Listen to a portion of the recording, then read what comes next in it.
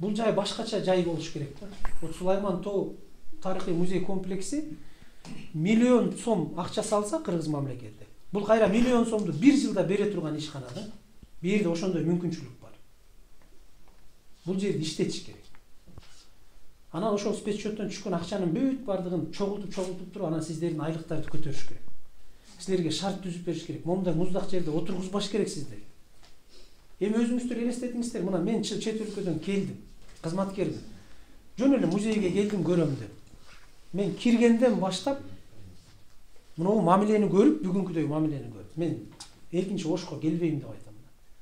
Аман эле болсун ошо Ош шаарыңар, Сулайман Тоо, мен аман эле болсун ошо музей комплексиңерге барбайм деп айтам.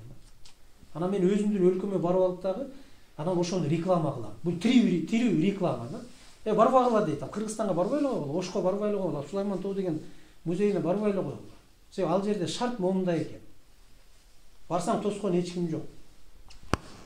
Көргөзгөн эч ким жок. Ичине кирсең тоңосуң муздап, ал жерде музей көрүп чыкканча ооруп чыгасың. Деген нерсени жайылтам да мен тияка барыпчы. Бул пенде катары. Анан мындай жерде эми бул ыйык жер да. Сулайман Тоо билбейм кимге кандай. Бул мен үчүн өтө ыйык жер. Ыйык жерде иш таптакыр башкача болуш керек. Таптакыр башкача болуш керек. Сиздерге мына түзүлгөн шартты көрүп алып мен таң калдым. Кантип иштеп атасыңар? Алда суукта мен мына 1 саат болду, аш кетсе жүргөнүбүзгө. Мен 1 саатта таманыман сыз өтүп, колум үшүп, мен тоңуп калдым азырчы. А сиздер эртең менен кечке отурушуңар керек. Bir gün иштеп эле, bir gün ооруй беришиңиздер керек да, бергичи мынау шарт менен. Анан эч нерсе шарт түзүлбөсө, мына жыйындар залынын кебетеси бул. Конференц залына кирсек, ал жакта эмне болгон билбейм, бомба түшкөнбү конференц залыңарга. Столдун үстүндөгү чаң бешек. Ошол байкуш өзбек аял сүртүп жүрөт, тряпкасын көтөрүп алып.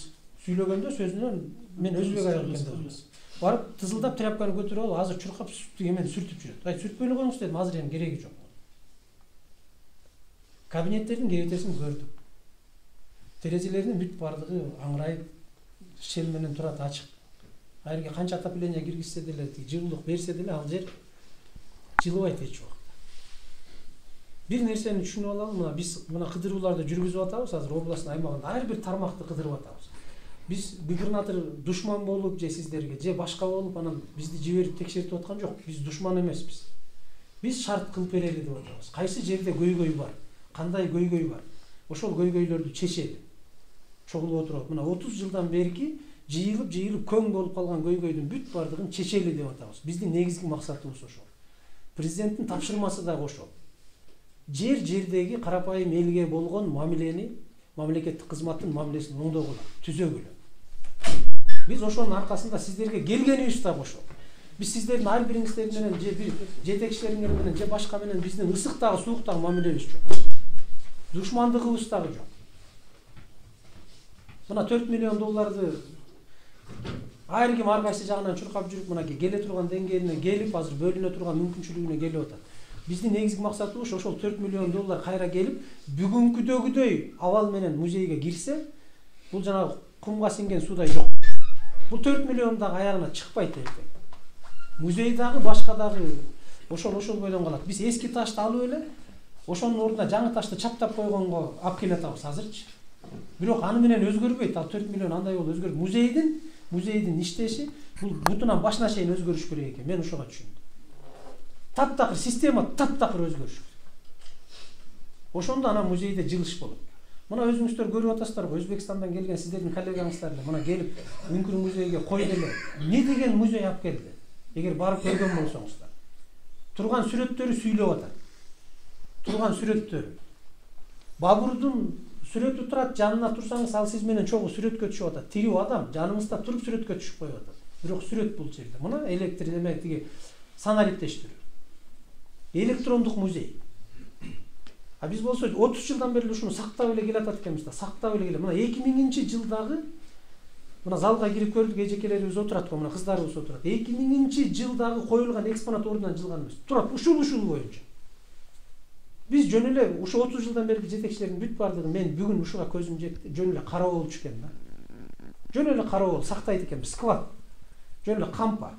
ушул жерде турган нерсени сактап кое беребиз. Ошонун үстүндө чаңдар сүрүлбөйт, жөнөкөй нерселер, жаңыланган эч нерсе жок. Жазуулардын үстүн чаң басып кеткен. Мен башкасын тим эле коеюн. Ушул жана этикет деп атасыздарбы? Бай экспонаттардын алдына коюлгандар. Ошолор тазаланып, ошолор жаңыланган. Ар бириңиздерди мына көрдүк го. Кабинетиңиздерге кирсек, куртка менен, неме менен отурасыздар, ушул боюнча. Анан кантип анан ушул жерде иш болот? Сиздер өзүңүздөрдү сактай албай атсаңыздар, анан кантип экспонаттарды сактайсыздар? Кантип музейди сактайсыздар? Алымбек Датка менен Курманжан Датка деген бул кыргыз тарыхынын эң чоң бөлүгү. Эң чоң бөлүгү. Анан ушул кишилерге болгон мамилебиз ушундай болсо, биз кыргыздын тарыхына болгон мамилебиз ушундай болсо, анда биз келечек жөнүндө сөз кылып жок. Өтө өкүнүчтүү. Мен сиздерди жыйнаганымда ушул. Мына 98 кадр болсом ошонун менен өзгөндө бар экен, берки Нокатта бар экен, башка бар. Бирок мына ушул жерде отурган адамдар, мына Кудайдын мээри түшкөн жер деп коет муну. Ушул жерде турабыз. Сиздердин жарымыңыздар жумушта жок азыр. Башкасын айтпайм. Жарымыңыздар жумушта жок.